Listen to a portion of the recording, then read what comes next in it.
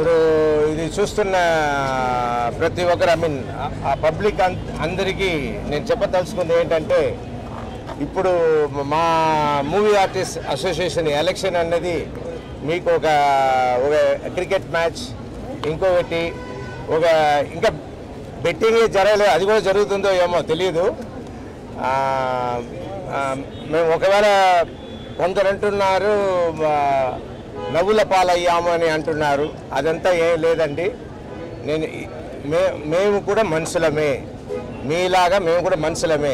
ఇంతకుముందు అయ్యో movie star అంటే ఎలా ఉంటారో, వాళ్ళు ఏం తింటారో, వాళ్ళు ఏమేమి పాటిస్తారో అని చాలామందికి ఎన్టీఆర్, ఏఎన్ఆర్ వాళ్ళు హీరోస్గా ఉన్నప్పుడు తెలియకుండా ఉండింది.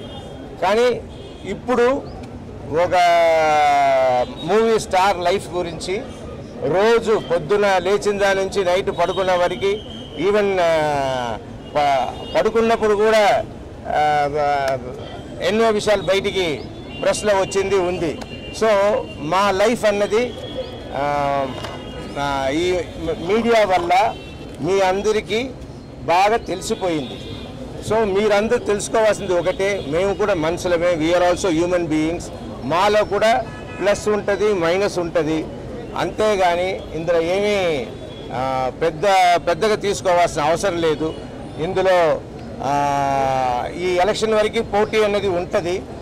ఆ తర్వాత ఎవరు గెలిచినా కూడా మిగిలిన వాళ్ళు కూడా, ఓడిన వాళ్ళు కూడా కలిసి మేము అందరూ పనిచేసి మూవీ ఆర్టిస్ట్ అసోసియేషన్కి ఏమేమి కావాలో అన్నీ చేస్తాం. అందరూ కూడా అదే చేస్తారు. బట్ మీ అందరికీ ఫన్, ఎంటర్టైన్మెంట్, ఎంజాయ్.